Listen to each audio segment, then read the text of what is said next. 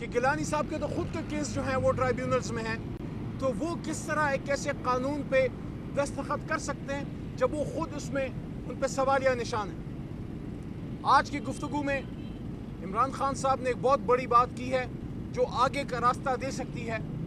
انہوں نے یہ کہا کہ ہم نے کبھی بھی مذاکرات سے انکار نہیں کیا، لیکن مذاکرات معنی خیز ہونے چاہیے، میننگ فل ہونے چاہیے، نشستن گفتن برخاستن نہیں ہونے چاہیے۔ نہ میں یہ سمجھتا ہوں نہ ابھی تک حکومت کی طرف سے کوئی سنجیدہ اقدامات لیے گئے ہیں، اور نہ کہیں اور سے کوئی ایسی بات کی گئی ہے جس سے معاملات کے حل کی طرف کوئی نہ کوئی راستہ بنے۔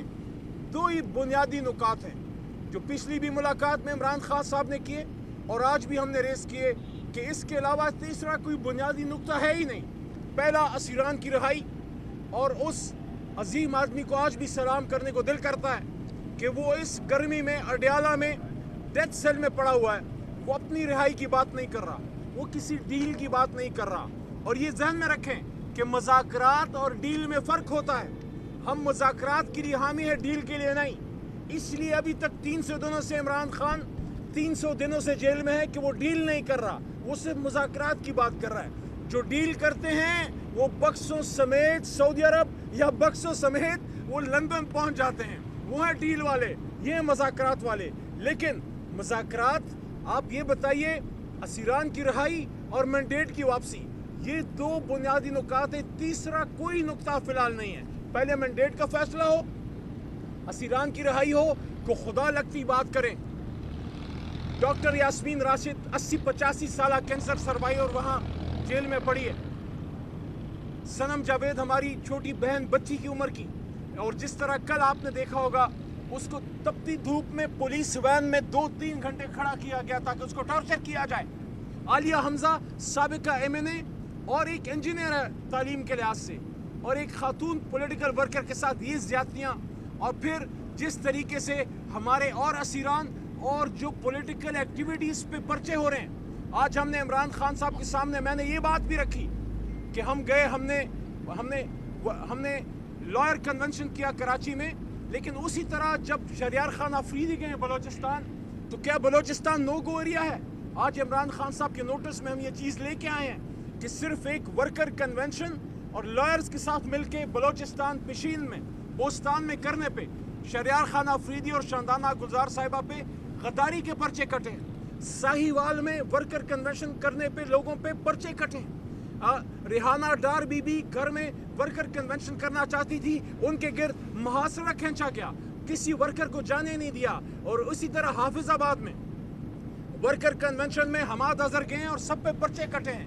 اور کل جو ہمارے اپوزیشن لیڈر جناب عمر ایوب خان کے ساتھ ہوا ہے، آج میں نے ہائی کورٹ اسلام آباد کے چیف جسٹس کے سامنے بھی یہ بات کی، اور آج وہی بات عمران خان کی بھی گوش گزار کی کہ جناب عمر ایوب صاحب اپوزیشن لیڈر ہیں، دہشت گردی کی عدالت سرگودے میں ان کی پیشی تھی اور پیشی پہ جا رہے تھے، ان کو شوق نہیں تھا، دہشت گردی کی عدالت کوئی سیر کی جگہ نہیں ہے، وہ وہاں جا رہے تھے، عام MNA بھی نہیں ہے، اپوزیشن لیڈر، اور بیچ میں پولیس کھڑی ہو گئی اور 6 گھنٹے ان کو دہشت گردی کی عدالت میں حاضری نہیں کرنے دی۔ اور اس پہ آج محترم چیف جسٹس صاحب کے ریمارکس ہی تھے کہ یہ تو obstruction to justice کے برابر ہے کہ آپ ایک موکل کو یا ایک سائل کو، ایک مدعی کو یا ایک ملزم کو یا ایک پاکستانی کو، یہ میرے الفاظ ہیں، آپ عدالت میں نہ جانے دیں۔ یہ ساری چیزیں آج عمران خان صاحب کے گوش گزار ہم نے کی ہیں۔ انہوں نے کارکنان کو آخری بات اپنے حوصلے بلند رکھنے کا کہا ہے۔ عید کے بعد انشاءاللہ اگر مذاکرات کے ذریعے معاملات کا حل نہیں نکلتا تو ہم احتجاج کو ایک نئی رخ بھی دے سکتے ہیں، اس کے لیے بھی قوم تیار رہے۔ خیبر پختونخوا، پنجاب، سندھ، بلوچستان، ہر جگہ ہمارا کارکن عمران خان صاحب کے ساتھ اسی طرح ڈٹ کے کھڑا ہے۔ اور آخری بات عمران خان صاحب نے پھر یہ بات کی ہے کہ مجھے کوئی پرواہ نہیں ہے، لیکن جس طرح انہوں نے ڈیتھ سیل میں رکھا ہے، دنیا کے سامنے جو ہے ان کا چہرہ بے نقاب ہوا ہے کہ سابق وزیر اعظم کو جس طرح ایک چھوٹے سے کمرے میں رکھا ہے، شرم آنی چاہیے سب کو جو یہ لوگ کر رہے ہیں۔ گور صاحب، اس سے پہلے خان صاحب کہتے تھے کہ مذاکرات ہوں گے، اس سے ہوں گے جس کے پاس طاقت ہے۔ اب حکومتی سطح پر مذاکرات ایک گڈ جسٹر ہے، بگڑ رہی ہے، لیکن دوسری طرف سے اس پیشکش کا रिस्पांस कैसा है? देखिए, हम ये समझते हैं कि जो लोग बेनिफिशरी है कोई करप्ट सिस्टम के, और वो लोग बेनिफिशरी है जो अपने ओहदों पे रखना चाहते हैं, तो ऑब्वियसली वो इसके तरफ माइल नहीं होंगे। ले हम चाहते हैं ताली एक हाथ से नहीं बचती, दोनों तरफ होने चाहिए, और ये हमारा एक मस्बत इक़दाम है कि ज़्यादती भी हमारे साथ हुई है और ऑफ़र भी हम कर रहे हैं और बड़े अरसे से कर रहे हैं, तो बात आगे बढ़नी चाहिए, डायलॉग की बात आगे ज़रूर बढ़नी चाहिए।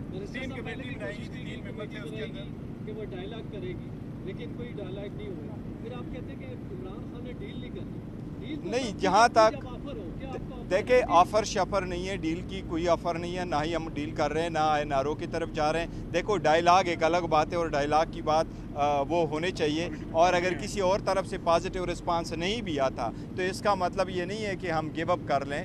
जो पावर ब्रोकर्स है वो भी बड़े संजीदा होने चाहिए, और जो दूसरी कुव्वतें हैं वो भी होने चाहिए। होना ये चाहिए कि आगे बढ़ेगी तो बात बनेगी, और आगे बढ़ने चाहिए। देखिए, उसकी रीज़न यही है कि अगर हम बारहा ये कह रहे हैं कि हम एक 70% पॉपुलैरिटी रखने वाली जमात है, तो हमारी सबसे ज़्यादा एक नेचुरल लाइन से उन लोगों के पास जो पावर ब्रोकर हुआ करते हैं, और हम ही पूरे मुल्क को रिप्रेजेंट करते हैं, और हम किसी सूरत नहीं चाहते कि मुल्क ऐसी सूरत हाल से दो चार हो जिसमें से पॉलिटिक्स जो है अगली टर्न ले ले। हम किसी सूरत ये नहीं चाहते, इसलिए हम बारहा ये कहते चले आ रहे हैं और अभी भी कह रहे हैं और रिन्यू करके कह रहे हैं कि डायलॉग आगे बढ़ने चाहिए और मीनिंगफुल होने चाहिए, और सब उसमें इन्वॉल्व हो ताकि हम आगे कोई रास्ता निकालें कौम की। Thank you ji, thank you so very much यार, मुझे इसका आंखों का इशू है।